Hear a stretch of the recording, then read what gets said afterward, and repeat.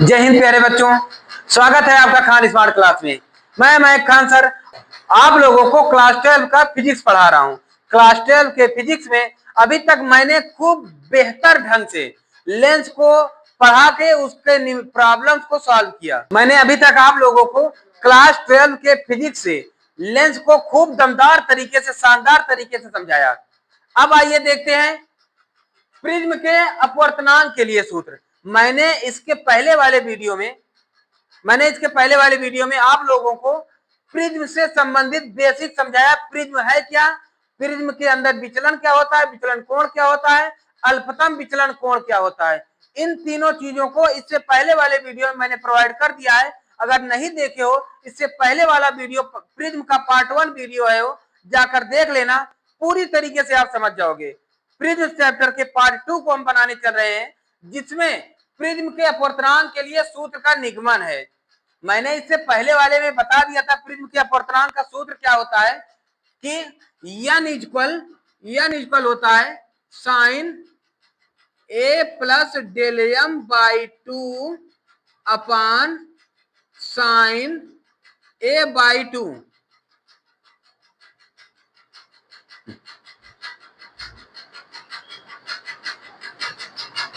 यहां पर जहां देखो, ये स्नेल का नियम है ना, n बराबर sine I upon sine R, है ना। आई के स्थान पर हमारा क्या है, I equal A plus del M by 2 और आर इक्वल क्या है, ए बाई 2, है ना। तो यानी कहने का मतलब है कि अगर हम किसी तरह आई इक्वल इतना और आर इक्वल इतना सिद्ध कर दे तो हमारा तो प्रूफ हो जाएगा, है ना, बड़े आराम से हो जाएगी। तो आइए हम देखते हैं, पहले फिगर पर चलते हैं, फिगर को दमदार तरीके से बताते हैं, फिर उसको बाद इससे पहले वाले वीडियो मैंने फिगर को तोड़ के बताया था, है ना। फिर से एक बार समझ लेते हैं कि ये कोई प्रिज्म है, ध्यान से समझना भैया प्रिज्म को। प्रिज्म का एक्सपेरिमेंट संडे को होगा, मैंने बताया था। प्रिज्म का भी, लेंस का भी, मिरर का भी, ये एक्सपेरिमेंट संडे को होगा, ठीक है ना। तो एक्सपेरिमेंट देखना, प्रयोग देखना बहुत ज्यादा जरूरी होता है अगर आपको बेहतर सीखना है। यही सारी चीजें जो मैंने समझा दिया है वही समझाऊंगा, वही दिखाऊंगा आपको, ठीक है ना, कोई अलग नहीं होगा। देखिए इस पे भी, जब प्रिज्म पर कोई प्रकाश की किरण आकर पड़ती है, ठीक है ना, तो प्रिज्म के अंदर ये बिल्कुल प्रिज्म के आधार के रूप में हो जाती है, ठीक है ना। लेकिन भैया क्या करेगी, ये जो प्रिज्म पर जाकर किरण पड़ी है, ये ऐसा नहीं होगा, ऐसा लगेगा कहीं बाहर भी एक आध किरण जा रही है, ठीक है ना। और ये किरण ऐसा लगेगा कि अंदर की ओर भी कहीं जाके मिल रही, कहीं जा रही है, ठीक है ना। और ये जो किरण गई है, ये भी ऐसा लगेगा कि भैया ये भी कहीं पर, ये वाली किरण, ये जो जा रही है आपतित किरण, ये अंदर कहीं जाती हुई महसूस होगी, ठीक है ना। और फिर इसके बाद जब ये किरण यहां से निकलेगी,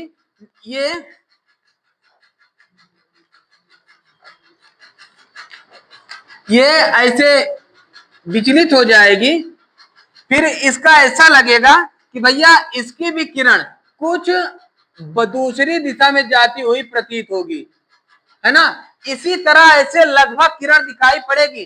प्रिज्म में जब लेजर लाइट, आप प्रिज्म ले लेना, जब उस पर लेजर लाइट मारोगे तो इसी तरह कुछ 4-5 दिशा जाती हुई दिखाई पड़ेगी, ठीक है ना। सब दिखाऊंगा, एक एक बताऊंगा। और फिर ये किरण ऐसा लगेगा कि कहीं ये अंदर आती हुई प्रतीत हो रही है भैया, ठीक है ना। लेकिन ये किरण जो बाहर जा रही है, ये किरण अंदर की ओर भी जाती हुई महसूस होगी, ठीक है ना। मैंने इससे पहले विचलन कोण को बता दिया था क्या, कि आपतित किरण, ये आपतित किरण है ना,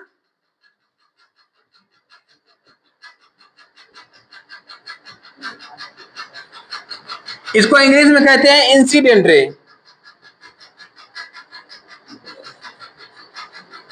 इसको निर्गत किरण, क्या कहते हैं इसे?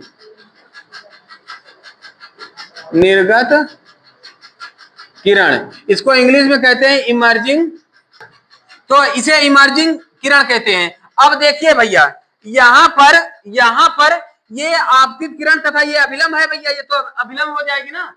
इसके बीच बने कोण को आपतन कोण आई कहते हैं, है ना। अब इसके बाद ये आई है तो ये भी है, इसके बीच आपतन कोण, इसको आपतन कोण नहीं, जापतनो कोण नहीं, इसका भैया निर्गत किरण है ना, तो निर्गमन कोण आई डैश क्या हो जाएगी? आई डैश निर्गमन कोण, ठीक है ना। और यहां पर ये आपतन कोण आर और आपतन कोण आर डैश, ठीक है ना। जब ये आपतन कोण आर आर है तो ये भी तो आपतन होगी, क्योंकि इसी रेप शेप में है ना, इसी यही किरणें है ना। तो इसी किरण और इसके बीच में अभिलंब, ये भी आर दिखाना हो तो दिखा दो, ये भी आर होगी, दिखाना है दिखा दो भैया, आर डैश, ठीक है ना। ये किरण तो अंदर जा ही रही है। इतनी बात समझ गए? यहां तक कोई दिक्कत नहीं। एक बात और जान लो, यहां पर प्रिज्म कोण ए बनेगा, इसका मान ए बी सी, इसे कर दो सी, यहां पर डी, इसे ई कर दिए भैया। यहां पर कोण ई दिखा दो, दिखा दो, यक्स दिखा दो, आपका मन हो तो हम ये दिखा दे रहे हैं, कोई दिक्कत नहीं ना, है ना। तो बस यही इतना। अब यहां तक इतना जान लिए हो भैया, तो समझ लीजिए कि रास्ता बिल्कुल आसान हो जाएगा, है ना। बहुत ही मजेदार तरीके से आपको सीखना है, जीतना है भैया हर हाल में, ठीक है ना, ठीक है ना। हाँ तो ठीक है, फिर आइए हम लिखते हैं एक बार। देखिए इसको हम मिटा दे रहे हैं, पहले थोड़ा 4 शब्द थ्योरी है लिख लेते हैं, ठीक है ना। थ्योरी लिखे कि जैसे मैंने बताया था कि ए बी क्या है, बी सी क्या है, ए ई क्या है, इसको लिखा दें, इस तरह ज्यादा सही रहेगा। इसे यन कर दो, इसे यम कर दो, है ना।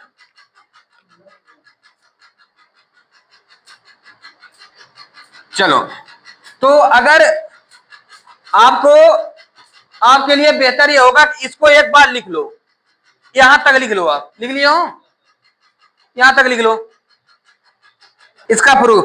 अब मान लेते हैं, माना कोई प्रिज्म जो वाई में रखी हुई है ना, मान लेते हैं कोई प्रिज्म ए बी सी जो वाई में रखी हुई है, माना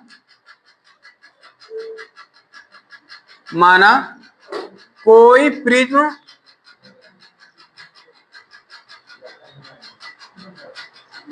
जो वाई में रखी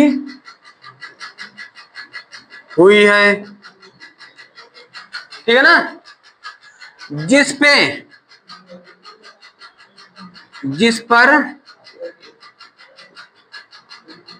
पर एक किरण का नाम दे दें, यहां पर ये P कर दें, यहां पर Q कर दें, ये R, ये S, है ना। शायद इससे पहले वाले वीडियो में भी यही नाम लिखा हूं, है ना, PQRS, है ना।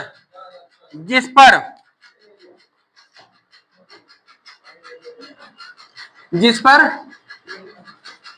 PQ किरण लेंस के पहले पृष्ठ AB पर, प्रिज्म के अपवर्तक पृष्ठ AB पर टकरा के देखो अभिलंब की ओर झुक जाएगा, अभिलंब की ओर झुका है ना, टकरा के अभिलंब की ओर झुक जाएगा, अभिलंब की ओर झुक जाएगा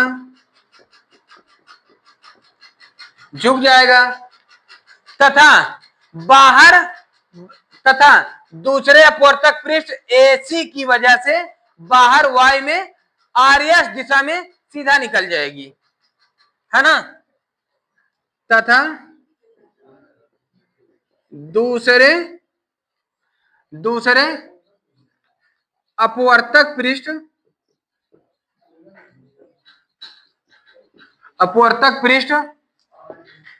आर एस सॉरी अपवर्तक पृष्ठ एसी से आर एस दिशा में बाहर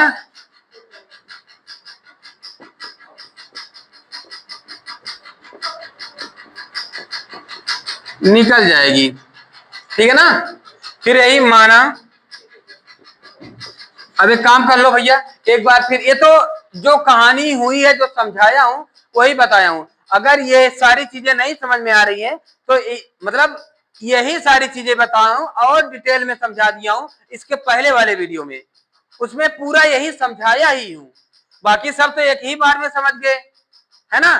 क्या होगा कि अब मान लेते हैं, माना ये क्या है, A B equal, A B क्या है भैया, अपवर्तक, पहला अपवर्तक पृष्ठ, है ना, पहला अपवर्तक पृष्ठ, और पी क्यू क्या है, आपतित किरण,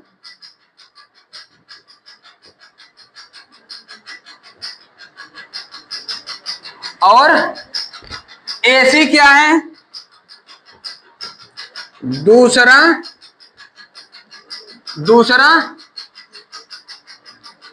अपवर्तक पृष्ठ, और आर एस क्या है, निर्गत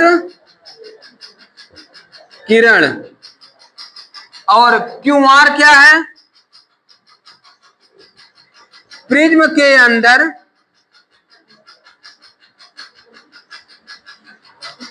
अंदर आधार के आकार की रेखा। भाई देखो मैंने बताया ना, बिल्कुल आधार के आकार की हो जाएगी, है ना, यही बताया, आधार के आकार की रेखा। और क्या है, एन ई इक्वल क्या है, पहले पृष्ठ पर अभिलंब, पहले पृष्ठ पर अभिलंब, पहले पृष्ठ पर अभिलंब, दिख रहा है बोर्ड, ये देखते रहना, एन ई हो गई। अब क्या है, एम ई क्या है, एम ई क्या है, दूसरे पृष्ठ पर अभिलंब, यही है ना भैया, दूसरे पृष्ठ पर अभिलंब, ठीक है ना भैया, यहां तक कोई दिक्कत नहीं है ना। अब इसके बाद ये दिख रही ना, है ना। अब यहां आई बराबर क्या है भैया, आई इक्वल आपतन कोण,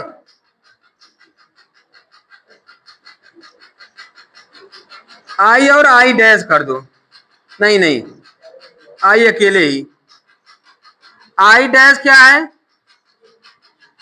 निर्गमन कोण,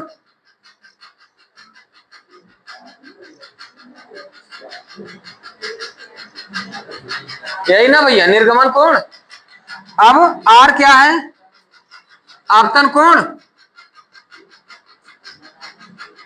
आर और R dash, R comma R dash आपतन कोण, ठीक है ना, ये हो गई। अब डेल क्या है भैया,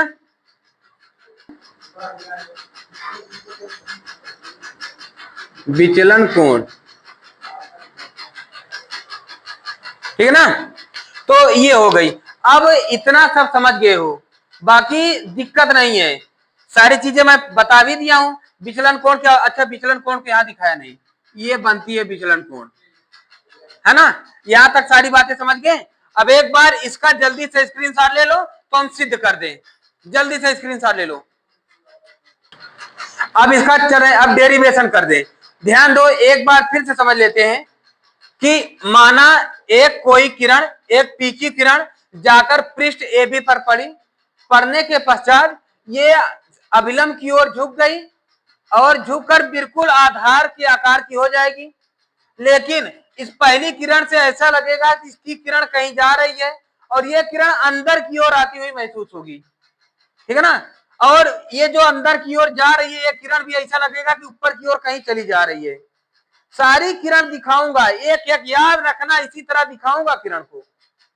ऐसे ही आपको लगेगा कि ये प्रिज्म पर एक किरण जा रही है तो एक इधर भी दिख रही है, एक इधर भी दिख रही है, एक इधर भी दिख रही है, एक इधर भी दिख रही है, सब ऐसे दिखेगी, है ना। ध्यान देना ये पूरी तरह। तो इसी तरह समझ गए ना। तो जब ये बाहर निकलेगी ऐसा लगेगा कि ये किरण बाहर जा रही है, ये अंदर की ओर आ रही है ना। ये अभिलंब तथा आपतित किरण के बीच बना कोण आपतन कोण, और यही कोण है निर्गमन कोण हो गई, है ना। और अपवर्तक कोण, ठीक है ना। और ये विचलन कोण, इसको मैंने बता दिया पूरा। अब देखते हैं त्रिभुज, यहां पर त्रिभुज देखो डी क्यू आर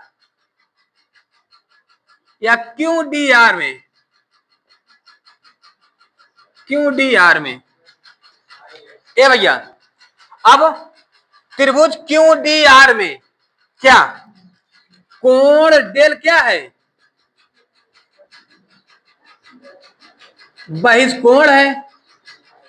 बहिष्कोण बराबर अंतः कोणों का योग, है ना। तो ये होगा, तो कोण डेल इक्वल, या डेल अकेले लिखो, डेल इक्वल अंतः कोण क्या होगा, D Q R, D Q R plus D R Q, D R Q होगा कि नहीं होगा, हो जाएगी भैया, है ना। मैंने इसके पहले वाली वीडियो में स्थिति बताई थी, वहां पर बताया था ना यही स्थिति। अब देखो यहां पर डी क्यू आर, देखो यहां पर आई माइनस आर हो जाएगी, हो जाएगी ना, is equal I minus R. अब बच्चा पूछेगा सर नहीं मुझे नहीं समझ में आया, देखो आई, ये तो आई बन रही है तो यहां तक कंफर्म होना, है ना।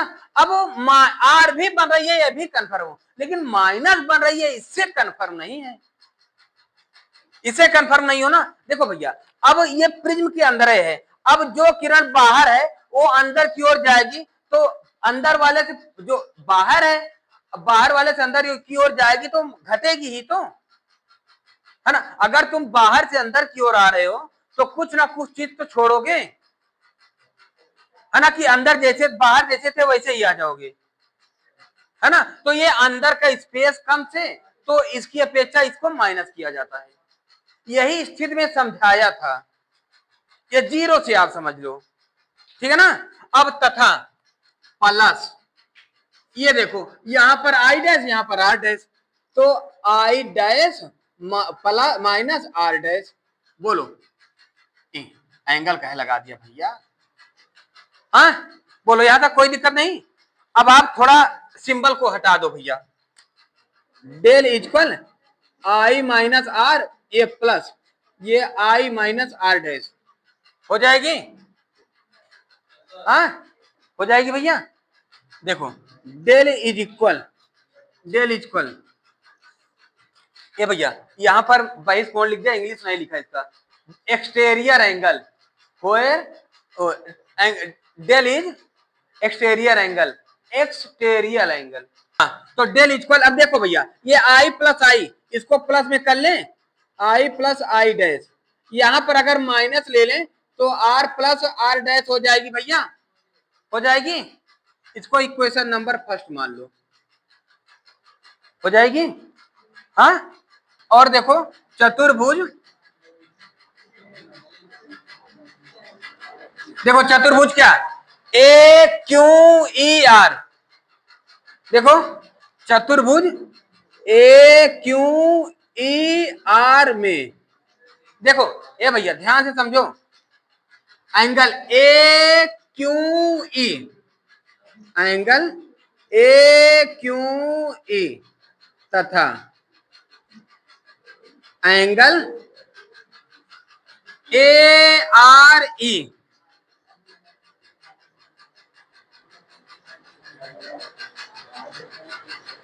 समकोण है।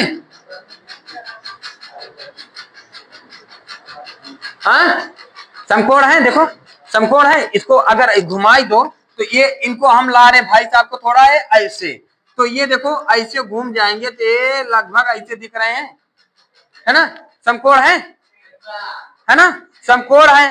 तो देखो इन पर कोण बन रहा है ए, इन पर कोण बन रहा है ए, इन पर कोण बन रहा है ई, ए प्लस ई इक्वल 180 लिख सकते हैं, दो समकोण 90 90 180 है ना, ए प्लस ई इक्वल 180 लिख सकते हैं, लिख सकते हैं ना भैया, लिख सकते हैं ना, है ना, यही कर लो।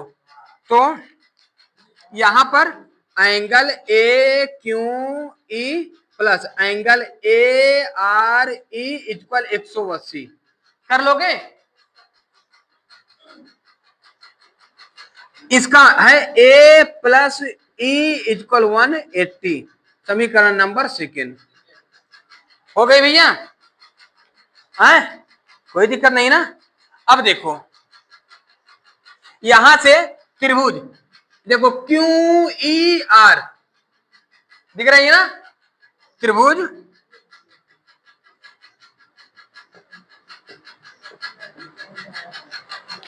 त्रिभुज के तीनों अंतःकोणों का योग कितना होता है, the sum of triangle is also equal to 180, है ना, the sum of triangles angle, मैंने गलत एंगल नहीं बोला था वहां, the sum of triangles angle is also equal to 180, you know that na, also know that what, the sum of triangles angle is 180, it is right, है ना। त्रिभुज EQR में जानते हैं चूंकि त्रिभुज के तीनों अंतः कोणों का योग 180 होता है,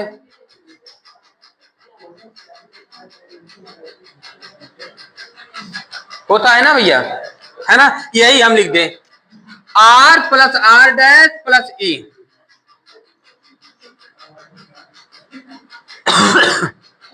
are plus R dash plus E equal 180, समीकरण नंबर थर्ड। देखो भैया समीकरण 3 से 180 का मान समीकरण 2 में रख दें, यहां पर रख दें, है ना, वीडियो दिख रही है, यहां दिख रही है, यहां दिख रही है, हाँ चलो देखिए भैया क्या होगा, समीकरण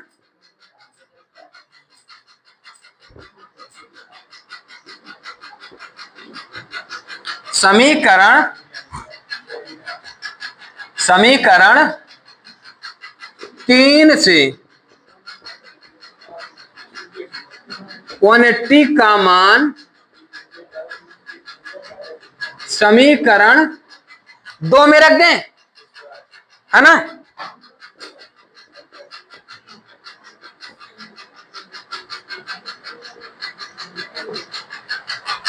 रख दे रहे हैं भैया। तो देखो a प्लस ई बराबर 180 के स्थान पर हम a रख दे रहे हैं, a प्लस ई बराबर R plus R dash plus E, E से ही कट गई। अब देखो a बराबर हो गई आर प्लस आर डैश, है ना, वैसे तो इसे मान लो आप इसे मान लो इक्वेशन नंबर 3 है, 4 मान लो, ठीक है ना, मान ले रहे हो। अब आप देखो यहीं से काम बनना चालू है ना। तो अगर मान लीजिए चूंकि कहा गया है दोनों कोण आपस में बराबर है, स्थिति में मैंने बता दिया था ना, है ना, I equal I dash, R equal R dash होती है ना, मैंने यही बताया था पोजीशन में, स्थिति में बताया था ना, है ना। तो भैया अगर हम आर इक्वल आर डैश रख देंगे तो देखो यहां पर बता दे रहे हैं, देखो यहां पर ध्यान से समझना भैया, यदि यदि आर बराबर आर डैश तो समीकरण 4 से, देखो भैया इस पे आर इक्वल आर डैश करोगे तो ए इक्वल आर प्लस आर, तो क्या हो जाएगा, ए इक्वल 2r, तो r इक्वल a बाई 2। मैंने शुरुआत में ही आपको देखो लिखवा दिया है, जहां r equal a by 2, I equal del M plus a by 2, देखो लिखवा दिया है। हाँ देखो a बाई 2 आ गई, r इक्वल आ गई, है ना। और रुको अब समीकरण 4 से a का मान समीकरण 1 में रखने पर, समीकरण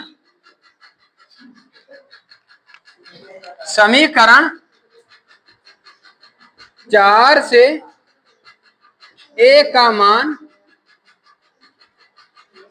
समीकरण 1 में रखने पर, बहुत ही आसान भाषा में है भैया, इतना सरल भाषा में समझ लीजिए आपका दिल जीत लेगा ये, है ना।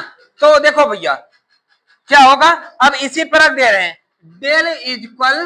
Del equal I plus I dash minus, इसके स्थान पर हम ए लिख दे रहे हैं, लिख दे ना, इसके स्थान पर ए। अब यहां पर भैया दो बातें ध्यान दे लो, अगर मान लेते हैं कि हमारा विचलन कोण न्यूनतम है, क्या है, न्यूनतम है ना, न्यूनतम है, तो वो विचलन कोण क्या होगा, अल्पतम विचलन कोण होगा, है ना, उसकी स्थिति पे आ जाएगी। और भैया अब मैंने अभी तो बता ही दिया, आई इक्वल आई डैश, ये दोनों बराबर है ना, ये दोनों बराबर है, तो यहां पर डैश नहीं लगाया, इसको लगा दो। यदि डेल इक्वल डेल एम तथा आई इक्वल आई डैश, तो क्या करोगे भैया, ये डेल एम कर दोगे आप, तो ये हो जाएगा डेल एम इक्वल, ये हो जाएगा आई प्लस आई 2i हो जाएगी, यहां माइनस ए, ये माइनस ए आएगा इधर हो जाएगा, है ना, ये आ जाएगा डेल एम प्लस ए इक्वल 2i। अब देखो ये 2i के यहां डिवाइड हो जाएगी, है ना, तो i इक्वल क्या हो जाएगी, del M plus A by 2। देखो यही कहा था ना, अगर आप यही दोनों सिद्ध कर दिए तो भैया आ गई, है ना। देखो r इक्वल a बाई 2 आ गई, i इक्वल डेल एम, कहीं कठिन है ना, बहुत ही सरल भाषा में है ना, बस अब आप i और r कमान स्नेल के नियम पे रख दो, है ना, बस यही हमें सिद्ध करना था, यही दिखाना था। अगर मान लेते हैं कहीं पर हमें प्रिज्म कोण दिया है, ए क्या है, मैंने शुरू में ही बता दिया था, ए क्या है, प्रिज्म कोण। अगर प्रिज्म कोण दिया है, अपवर्तक कोण निकालना है, तो आप ये सूत्र रख दोगे, है ना, अल्पतम विचलन कोण और प्रिज्म कोण दिया हुआ है, तो और आपतन कोण निकालनी है, इसे निकाल लोगे, है ना, ये रख दोगे।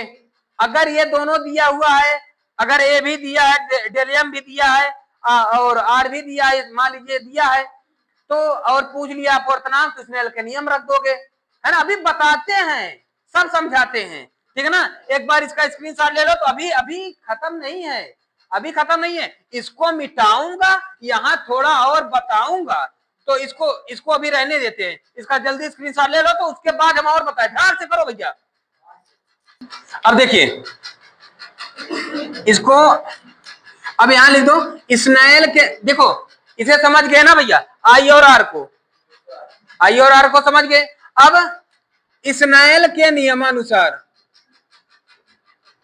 स्नेल के नियमानुसार, फ्रॉम स्नेल्स लॉ व्हाट, क्या होता है Snell law, n equal sine I upon sine R. Equation number कौन सा बना है, वो यहां 4th बना था, इसे 5 बना दो। समीकरण 5 में, समीकरण 5 में आई व आर का मान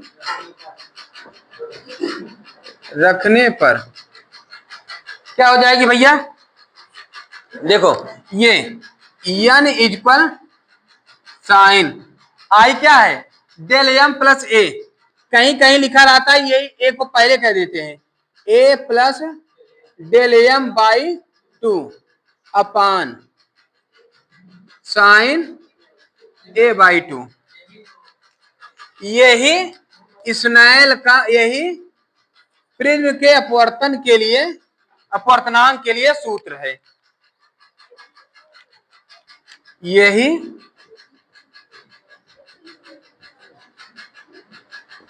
प्रिज्म के अपवर्तनांक के लिए सूत्र है। This is formula for refractive index of prism. Complete. अब यहीं से व्हेन प्रिज्म इज थिन, बहुत बार आती है भैया, व्हेन प्रिज्म इज थिन, जब प्रिज्म पतला है तो, लिख लो भैया, अलग से आती है। जब प्रिज्म पतला, पतले प्रिज्म के लिए, पतले प्रिज्म के लिए अपवर्तन का सूत्र बताइए, ध्यान से समझना। अब यहीं लिख दे रहा हूं, जब प्रिज्म पतला है तो, जब prism, when prism is thin, then क्या हो जाएगा भाई, देखो अब प्रिज्म पतला है तो ये साइन हट जाएगी, है ना, क्या हो जाएगा, n equal A plus del M by 2 upon A by 2, नीचे 2 से 2 कट जाएगी, हाँ? अब यहां बचेगी क्या, यहां देखना, n equal A plus del M अपान ए, हाँ? फिर इसके बाद यहां पर कर दे रहे हैं, देखो अब ये आएगा, इसमें मल्टीपल हो जाएगा, n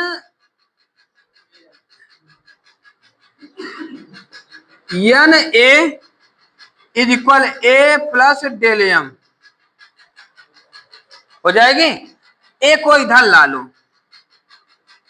है ना, तो हो जाएगा n A minus A is equal del M, A common ले लो, क्या हो जाएगा, n minus 1 equal del M, या इसको व्यवस्थित क्रम में जैसे लिखा जाता है सूत्र उस तरह लिख दें, del M is equal n minus 1 into A को पीछे कर देते, इस तरह लिखा जाता है ना।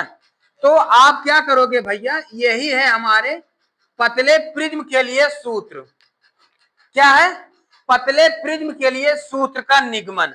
आपसे पूछ लिया जाएगा, पतले प्रिज्म के लिए सूत्र का निगमन कीजिए, या पतले प्रिज्म के सूत्र, पतले प्रिज्म का सूत्र बताइए, है ना। तो आप सूत्र को प्रूफ कीजिए, 1 नंबर 2 नंबर में जैसे आ जाए, तो आप क्या करोगे, स्नेल के नियमानुसार, स्नेल के नियम से अपवर्तक कोण r equal a by 2 prism के लिए R बराबर a/2 और I equal del m plus a/2 ये लिख दोगे। फिर I और R का मान स्नेल के नियम में लिख दोगे। फिर यहाँ उसके नीचे यही लिख दोगे। यदि प्रिज्म पतला है तो फिर यही सॉल्व करके आप इसको दिखा दोगे। यहां तक क्लियर है ना। इसका एक सुंदर सा स्क्रीनशॉट ले लो। अभी प्रिज्म में 3, 4, 5 बहुत महत्वपूर्ण रंगों के बारे में नोट है कि रंगों में आ जाता है प्रिज्म का, इसके लिए पूर्णांक के लिए कौन सा रंग ज्यादा कौन सा कम होगा, बहुत महत्वपूर्ण है। इसको बता दें तो फिर जल्दी इसका स्क्रीनशॉट ले लो।